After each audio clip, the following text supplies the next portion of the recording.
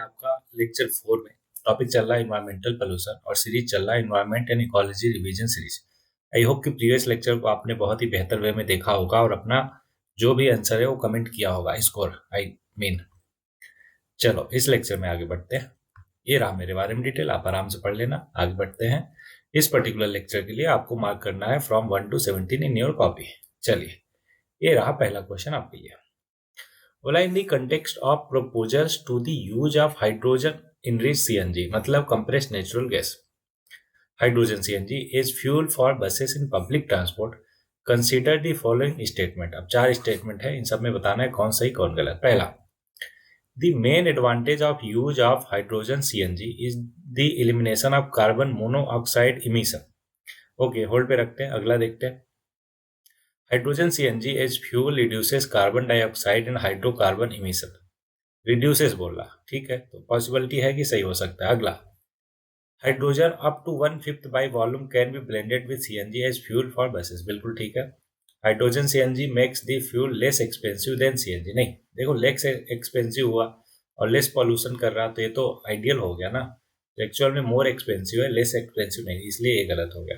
तो अभी पहले में डाउट था, उसको फिर से पढ़ते हैं कि main advantage of the use of hydrogen CNG is the elimination of carbon monoxide emission. Actual में ये स्टेटमेंट गलत है, तो पहला और चौथा गलत, दूसरा और तीसरा सही हो गया। एलिमिनेशन करें तो पहला गलत है ना, और चौथा गलत, तो इस तरीके से बी हमारा आंसर हो गया। एक्सप्लेनेशन देखते हैं, वो ज्यादा जरूरी है ना, इस पर आप पूरा ध्यान दीजिए। पहला स्टेटमेंट गलत है, क्यों? क्योंकि hydrogen CNG can significantly reduce carbon monoxide emission but it does not eliminate them entirely, मतलब पूरी तरीके से उसको एलिमिनेट नहीं करता। और हमारे ऑप्शन में क्या दिया था? ऑप्शन में दिया था कि is the elimination of carbon monoxide emission, मतलब एलिमिनेट ही कर दिया, जो कि एक एक्सट्रीम स्टेटमेंट था, दैट्स वाई गलत हुआ। Okay, carbon monoxide is a by product of incomplete combustion. ध्यान दीजिएगा, कहीं पे भी अगर इनकम्प्लीट कंबशन होगा, मतलब जब कार्बन ऑक्सीजन में कंबशन होता है ना, जलता है, तब बनाता है CO2। लेकिन अगर इनकम्प्लीट कंबशन हुआ तो यही क्या बन जाता है? CO, मतलब carbon monoxide. Okay, so any fuel that is burn will produce some carbon monoxide emission. However, hydrogen CNG burns more efficiently than conventional CNG, इसलिए ये प्रोड्यूस करता है लेस कार्बन मोनोऑक्साइड ओवरऑल। दूसरा स्टेटमेंट सही है, क्यों? क्योंकि hydrogen CNG burns cleaner than conventional CNG, so it produces less carbon dioxide and hydrocarbon emissions. Carbon dioxide is a greenhouse gas that contribute to climate change, मालूम ही है सबको, and hydrocarbon emission are a major source of air pollution. Okay, तीसरा statement सही है, क्यों? क्योंकि hydrocarbon can be blended with CNG in any proportion up to 1/5, मतलब 20% तक। This means that hydrogen CNG can be used in existing CNG buses with only minor modification. चौथा गलत, क्यों? क्योंकि मोर एक्सपेंसिव है, जैसा कि मैंने आपको बताया। However, the improved fuel efficiency of hydrogen CNG can offset the higher cost of the fuel. Okay, next question. बोल रहा कि which of the following statement are correct about the deposits of methane hydrate? Methane hydrate की बात हो रही है। 3 statement है। पहला बोला global warming might trigger the release of methane gas from these deposits। बिल्कुल सही है, क्योंकि जैसे ही ग्लोबल वार्मिंग होगा है ना, तो ग्लेशियर्स पिघलेंगे, आइस कैप पिघलेंगे है ना, और वहां पे जो भी डिपॉजिट है क्या, मेथेन हाइड्रेट, वो रिलीज हो सकता है। अगला, large deposits of methane hydrate are found in the Arctic tundra and under the sea floor. ये भी ठीक है। Methane in atmosphere oxidise to carbon dioxide after decade or 2। देखो ये भी स्टेटमेंट बिल्कुल ठीक है कि जब वो ऑक्सीडाइज होता है तो कार्बन डाइऑक्साइड रिलीज करता है। तो पहला, दूसरा, तीसरा तीनों सही, दैट्स वाई डी। अब एक्सप्लेनेशन देखते हैं, उसमें कुछ इंपॉर्टेंट फैक्ट्स और मिलेंगे कि methane hydrate is an ice that only occur naturally in subsurface deposits where temperature or pressure conditions are favorable for its formation. Owing to melting of ice, global warming might trigger the release of the methane gas from the deposit। इसलिए पहला statement correct हो गया कि are stable at low temperature and high pressure. Low temperature और high pressure रहेगा तो stable रहेगा, और अगर हाई टेम्परेचर हुआ तो ये क्या होगा? पिघलना स्टार्ट होगा। As the earth warms, the temperature and pressure condition required for methane hydrate stability are changing. This can cause methane hydrate to dissociate, releasing methane gas into the atmosphere. Okay, next statement. दूसरा भी सही है कि large deposit of methane hydrate are found in the Arctic tundra and under the seabed sea floor. These deposits are estimated to contain more carbon than all of the known fossil fuel reserves combined. अब देखो यहाँ से एक और आपको fact पता चल गया क्या, कि जो मेथेन हाइड्रेट है वो उसमें जितना भी कार्बन डिपॉजिट है वो ज़्यादा है अभी तक जितना भी फॉसिल फ्यूल आपको पता है reserve through out the world. Okay, सोचो कितना ज़्यादा मेथेन के फॉर्म में है ना डिपॉजिट्स है. तीसरा करेक्ट है कि methane in atmosphere oxidises carbon to carbon dioxide over a period of decade to centuries, है ना. इसमें बहुत टाइम लग जाता है, ऐसा नहीं कि 2-4 साल में हो जाएगा. Not a decade or two. This means that methane has a long atmospheric lifetime and it can trap heat in the atmosphere for a long time. Overall, methane hydrates are a vast and untapped energy resources, but they also pose a significant climate risk. It is important to develop technology to safely extract methane hydrate without releasing methane gas into the atmosphere. क्यों? क्योंकि आपको मालूम है कि methane जो है एक lethal green house gas है, राइट. चलो नेक्स्ट क्वेश्चन पे आगे बढ़ते हैं. ये रहा आपके सामने. बोल रहा, which of the following are the possible consequences of heavy sand mining in riverbed? तो हैवी सैंड माइनिंग से बोल रहा decrease salinity in the water, नहीं एक्चुअल में जस्ट उल्टा बोल रहा, वो इंक्रीज हो जाता है सैलिनिटी इन वाटर. ओके. अगला है पोल्यूशन ऑफ ग्राउंड वाटर, ठीक है बिल्कुल होता है. Lowering of the water table, ये भी बिल्कुल सही है. आप समझो कैसे होता है. जब हैवी सैंड माइनिंग करेंगे रिवर बेड मतलब नदियों के किनारे पर, तो ग्राउंड वाटर जो है पॉल्यूट होगा. क्यों? क्योंकि जैसे ही सैंड हट जाएगा तो जो हमारा पहले पर्कुलेशन ऑफ वाटर होता था, मतलब वाटर फिल्टर होकर नीचे जाता था, तो अभी क्या होगा कि वो फिल्टर नहीं हो पाएगा ड्यू टू आप सैंड माइनिंग कर लिया, तो इस वजह से ग्राउंड वाटर पॉल्यूट हो जाएगा. और सेम मैनर में वाटर टेबल भी जो है वो भी लोअर हो जाएगा. तो दूसरा और तीसरा सही होगा, पहला गलत होगा. एक्सप्लेनेशन देखते हैं. पहला बोला इनकरेक्ट है. क्यों? क्योंकि decrease salinity is not a likely consequence of heavy sand mining in the river beds. In fact heavy sand mining can actually increase the salinity of reverse by removing sand. Sand को remove करोगे तो reverse की salinity जो है वो बढ़ जाएगी. कैसे? Which acts as a natural filter. Natural filter की तरह काम करता था क्या? सैंड. लेकिन उसको रिमूव कर दिया तो इस वजह से सैलिनिटी बढ़ जाएगी, ना कि घटेगी. दूसरा स्टेटमेंट करेक्ट है कि pollution of groundwater is a very likely consequences of heavy sand mining in riverbeds. Sand mining can disturb and pollute groundwater aquifers, especially in areas with shallow aquifers. ये आपको मालूम होना चाहिए aquifers क्या होता है. मैंने बताया था एक टैंक होता है ना, पानी सॉरी जमीन के अंदर. टैंक का मतलब रिजर्वायर होता है पानी का, जिसमें बहुत सारा पानी भरा होता है. This can lead to contamination of drinking water supplied with heavy metal, chemicals and other pollutants. Next तीसरा स्टेटमेंट है कि lowering of water table is also a very likely consequences of heavy sand mining in riverbeds. Sand mining can lower the water table by removing sand, which acts as a sponge that store water. क्या हुआ कि जो sand है नदी के किनारे, तो एक स्पंज की तरह काम करता है जो वाटर को स्टोर करके रखता है. लेकिन जैसे उसको रिमूव कर देंगे तो स्पंज हट जाएगा वहां से, इसलिए वो वाटर टेबल जो है वो लोअर हो जाएगा, नीचे चला जाएगा. This can lead to water shortage and other problem for communities that rely on groundwater for drinking and irrigation. कुछ इंपॉर्टेंट टिप्स हमें ध्यान में रखना है कि how heavy sand mining can lead to ground water pollution and lowering of the water table. पहला है ground water pollution, पता ही हमें. Lowering of the water table, ये भी देख लिया. Okay, so next question.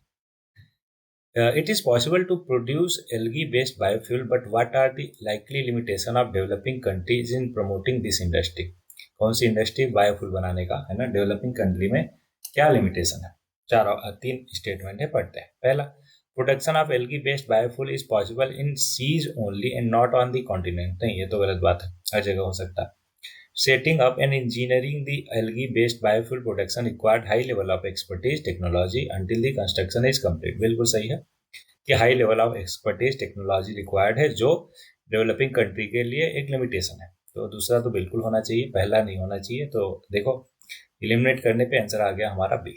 फिलहाल के लिए अपने फैक्चुअल नॉलेज के लिए हम तीसरा भी देख लेते हैं कि economical viable production necessitates the setting up of large scale facilities which may raise ecological and social concern. ये भी बिल्कुल सही बात है कि अगर डेवलपिंग कंट्री है तो ऑब्वियस है वहाँ पे इकोनॉमिकली वाइबल प्रोटेक्शन है ना, दिक्कत तो रहती है, साथ में हमें ये भी देखना है एक लॉजिकल और सोशल कंसर्न ना डेवलप, राइट।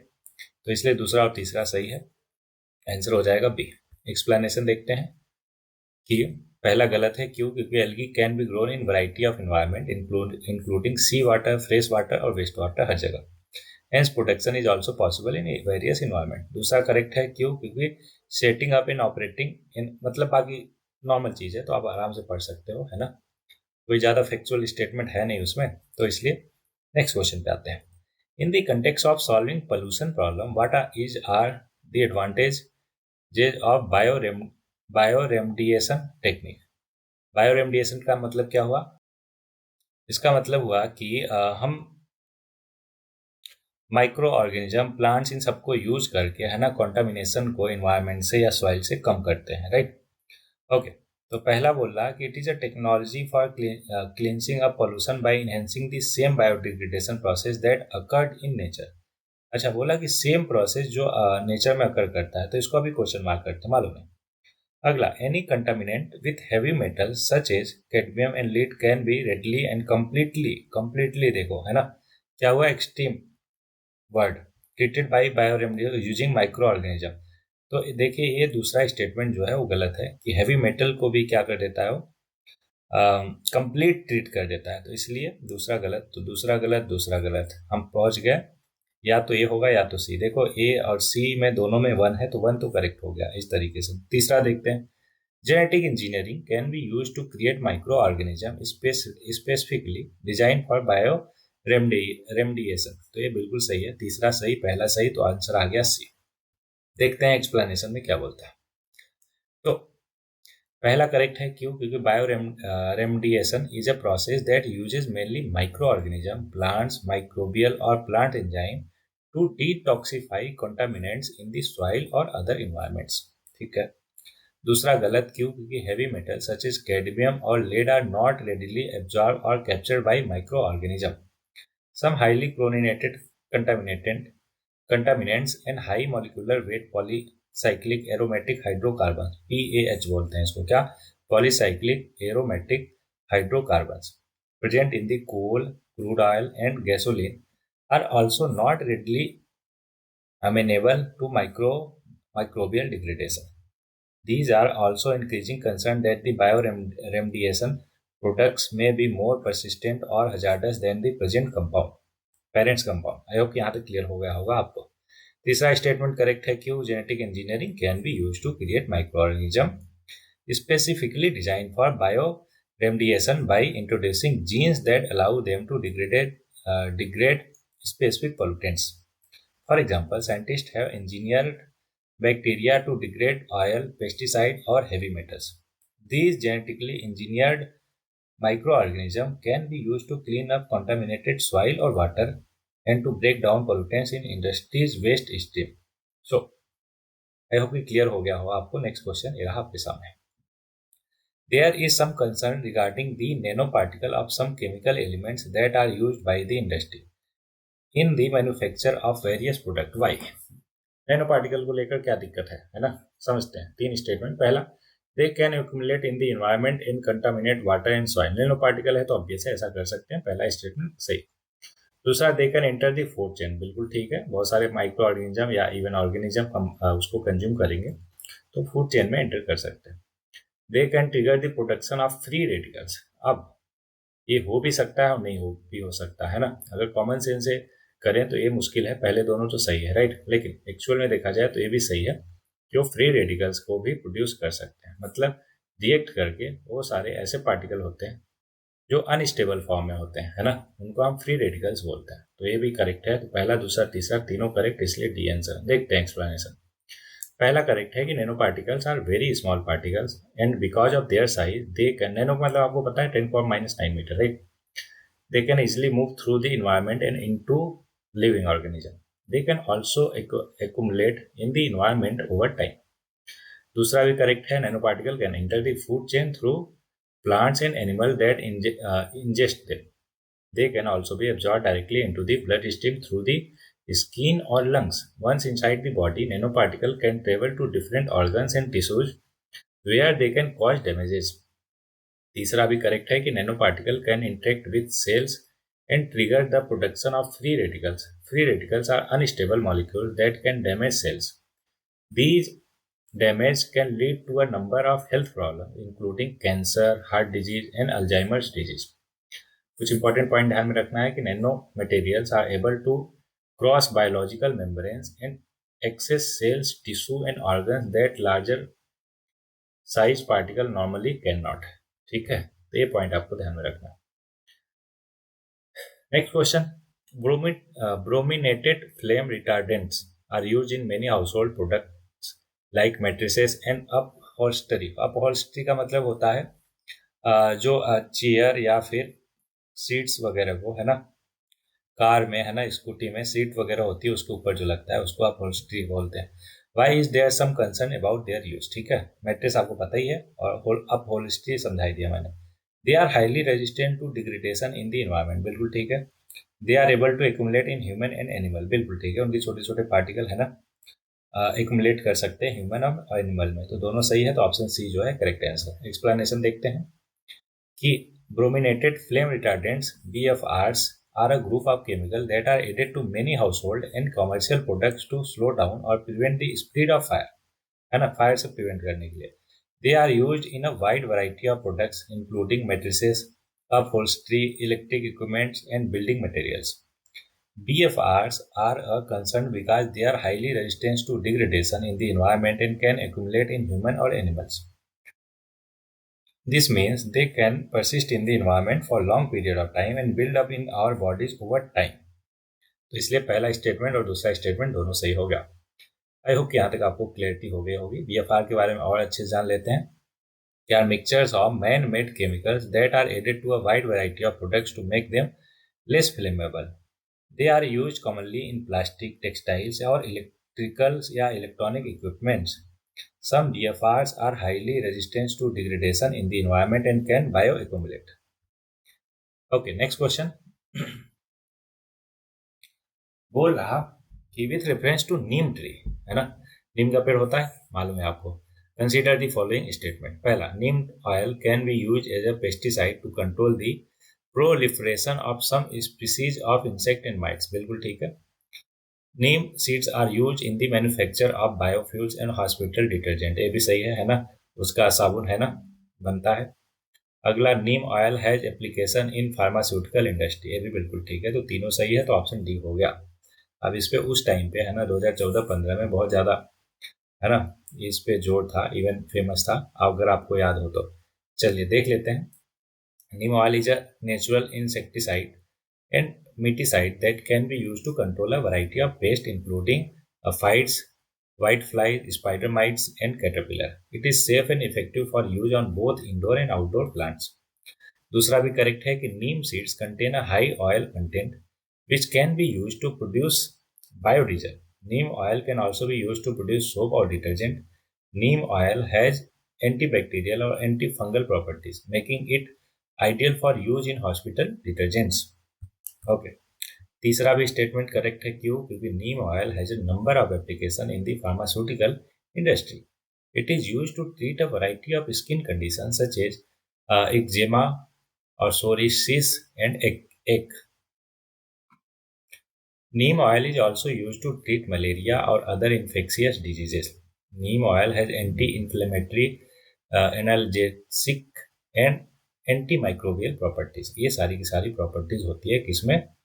नीम ऑयल में. तो ध्यान रखिएगा. नीम prevent insect to eat plants and affects their brain and hormonal system to work efficiently, leading to death. The kernels of neem, owing to its antimicrobial property, is used in pharmaceutical industry. Neem seeds have not proven as a source of manufacturer biofuel. Biofuel में उसको इस्तेमाल नहीं कर सकते, लेकिन pharmaceutical में बहुत ही अच्छे से इस्तेमाल किया जाता है because of all these properties. तो ये सारी की सारी चीजें आपको ध्यान में रखनी है. Okay, next question. With reference to usefulness of the by product of sugar industry which of the following statement are correct. पहला, बेगाज. बेगाज क्या होता है आप समझो. आपने देखा होगा अगर गन्ने का जूस वगैरह अगर आप पीते हो तो उसमें जो बाकी बचता है, मतलब जूस निकालने के बाद जो बाकी चीजें बचता है ना, भूसी टाइप का, उसको बेगाज बोलते हैं. ठीक है. Can be use as a biomass fuel for the generation of energy, बिल्कुल ठीक है। मोलासिस, मोलासिस क्या होता है आप समझो। क्यों डार्क ब्लैक कलर का है ना, सीरप टाइप का होता है जो किससे बनता है, गन्ने के जूस से बनता है, ठीक है, उसको मोलासिस बोलते हैं। Can be use as one of the feed stock for the production of synthetic chemical fertiliser. Chemical fertiliser तो इससे हम नहीं बना सकते है ना, तो ये दूसरा गलत। Molasses can be use for production of ethanol, बिल्कुल है ना, एथेनॉल ब्लेंडिंग का रिसेंटली हमारा है ना स्कीम भी चल रहा है, तो इसलिए तीसरा सही, पहला सही, दूसरा नहीं हो सकता, दूसरा नहीं हो सकता, पहला तीसरा सी हो गया करेक्ट। देखते हैं एक्सप्लेनेशन। पहला करेक्ट क्यों, क्योंकि bagasse is a dry fibrous residue left after the juice is extracted from sugar cane, मैंने बता ही दिया। It is a renewable and sustainable source of energy. Bagasse can be burn directly to generate electricity या फिर heat, या फिर इसको convert कर सकते हैं हम बायोफ्यूल सच एज एथेनॉल और बायोगैस में। स्टेटमेंट टू गलत है, क्यों, क्योंकि molasses is a thick syrupy liquid that remains after sugar crystal have been extracted from sugarcane juice. It is a valuable source of nutrients including nitrogen, phosphorus, or potassium. However, molasses can't be used to produce synthetic chemical fertilizer. Statement 3 भी correct है कि molasses contain a high concentration of sugar which can be fermented to produce ethanol. Ethanol is a renewable biofuel that can be used as a transportation fuel और an additive to the gasoline. I hope ये भी पूरा पूरा clear हो गया होगा तीनों के तीनों statement. Important tips. Molasses is a dark sweet syrupy byproduct made during the extraction of sugar from sugarcane and sugar beets. It is a common sweetener of and flavoring in many baked goods and sauces. It is not used for production of synthetic chemical fertilizer. Next question. Which of the following can be found as pollutants in drinking water in some parts of India? तो देखो, arsenic भी होता है उसमें, fluoride भी और uranium भी। Formaldehyde नहीं होता और सोर्बिटॉल भी नहीं होता। तो पहला, तीसरा, पांचवा ध्यान में रखना है आपको। कैसे ध्यान में रखना है, पहला, तीसरा, पांचवा।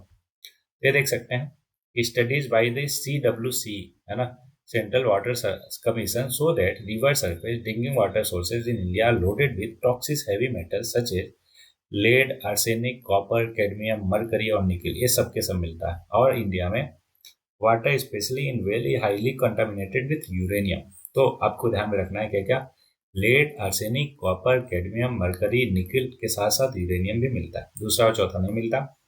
और ये क्या होते हैं देख लेते हैं कि sorbitol is a type of carbohydrate called a sugar alcohol. It contains about one-third fewer calories than sugar or 60% as sweet and occur naturally in variety of berries और fruits.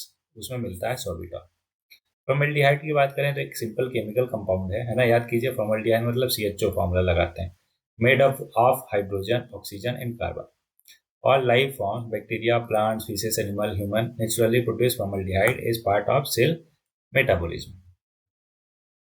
Next question.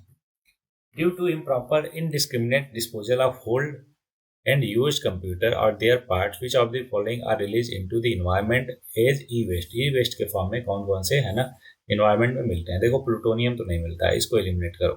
सातवां eliminate हो गया, answer ही आ गया फिर तो, है ना, B. सातवां नहीं मिलता और हेप्टाक्लोर भी नहीं मिलता, ठीक, और बाकी सब तो मिल ही जाते हैं। तो चौथा और सातवां नहीं होता, बाकी सब होते हैं, पहला, दूसरा, तीसरा, पांचवा, छठा, है ना। मतलब कंप्यूटर में ये सारे के सारे इन दोनों को छोड़ के, चौथे और सातवें, मतलब हेप्टाक्लोर और प्लूटोनियम को छोड़ के बाकी सब मिलते हैं। क्या क्या, beryllium, cadmium, chromium, mercury, lead, ये सब के सब कंप्यूटर के किसी न किसी पार्ट में होते हैं।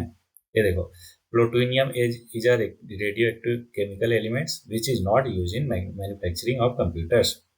Heptachlor is an organochlorine compound that is used as insecticide. क्या होता है हेप्टाक्लोर? एक इंसेक्टिसाइड है, not use in computer.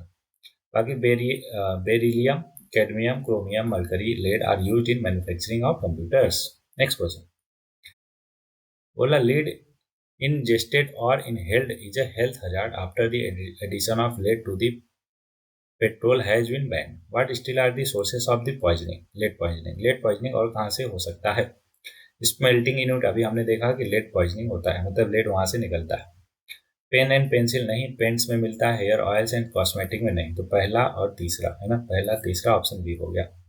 Explanation देखते हैं। Important source of lead poisoning include mining, smelting, manufacturing and recycling activities and in some countries the continue use of leaded paint, leaded gasoline और leaded aviation fuel में मिलता है lead.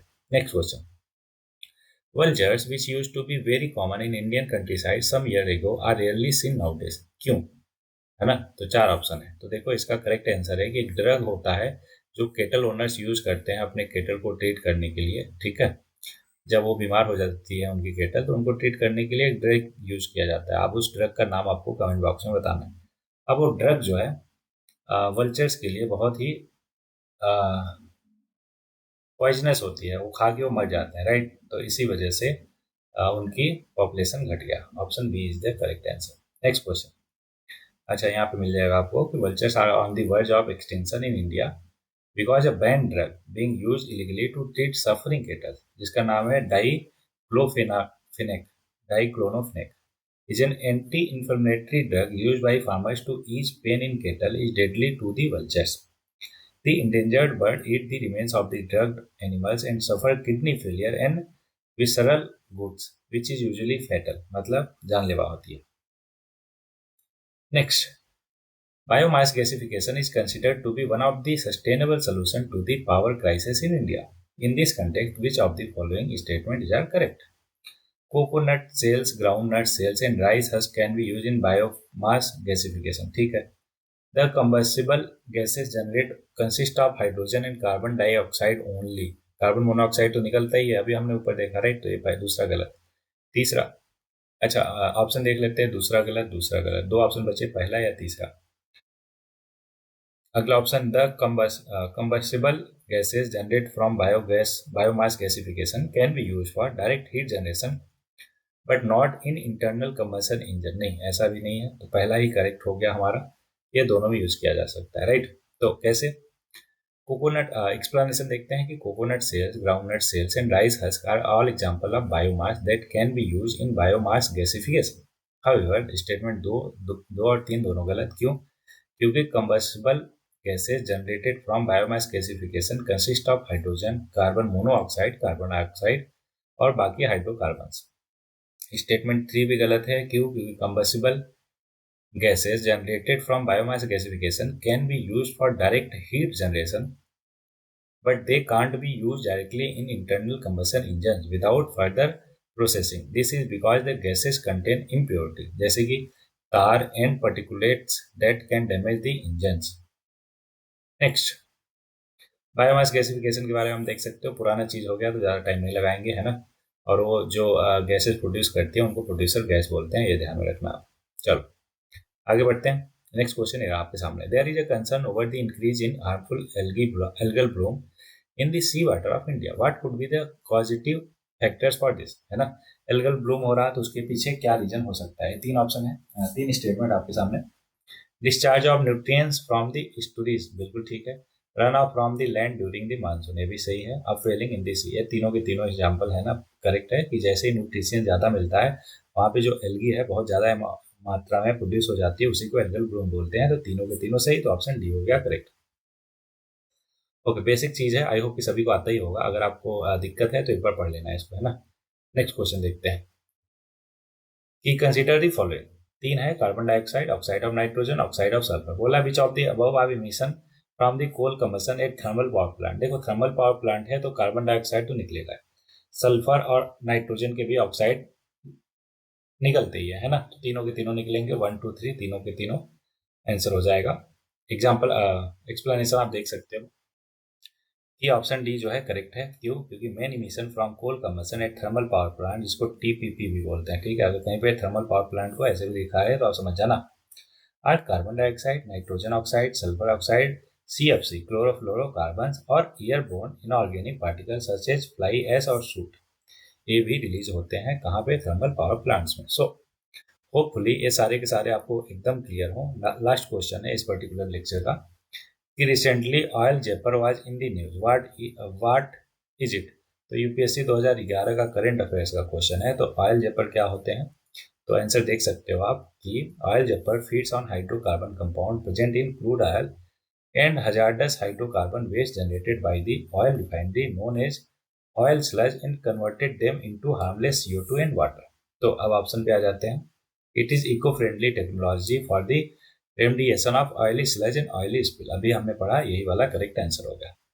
So everybody, I hope कि इस lecture में जितने भी question मैंने बताया समझाया एकदम अच्छे से क्लियर होंगे, कहीं पे कोई भी प्रॉब्लम नहीं होगा. अगर किसी क्वेश्चन में कोई प्रॉब्लम है, दिक्कत है, क्वेरी है, तो तुरंत कमेंट बॉक्स में कमेंट करके पूछना है. चलो आज के लिए 2 लाइन हम पढ़ते हैं, जैसा कि हर लेक्चर के लास्ट में पढ़ते हैं. तो जेके रॉलिंग साहब ने कहा कि rock bottom become the solid foundation on which I build rebuild my life. मतलब कहते हैं ना कि आप जीवन में नीचे जा रहे हो, नीचे जा रहे हो, नीचे जा रहे हो, तो जेके रॉलिंग साहब बोलते हैं कि मैंने उस रॉक बॉटम को, कि इससे नीचे कोई जा नहीं सकता, उसको मैंने अपना फाउंडेशन बना लिया और उस पर मैंने दोबारा अपनी लाइफ को, है ना, रीबिल्ड किया. होपफुली आपको ये पर्टिकुलर कोट, है ना, बहुत अच्छे से समझ में आया होगा कि कितना मोटिवेटिंग ये हो सकता है कि आप अपने रॉक बॉटम को जो है सॉलिड फाउंडेशन बनाते हो अपनी लाइफ को रीबिल्ड करने के लिए. चलो इन्हीं शब्दों के साथ इस लेक्चर को बस यहीं पे समाप्त करते हैं. मिलते हैं नेक्स्ट लेक्चर में. टिल देन पढ़ते रहिए और आगे बढ़ते रहिए.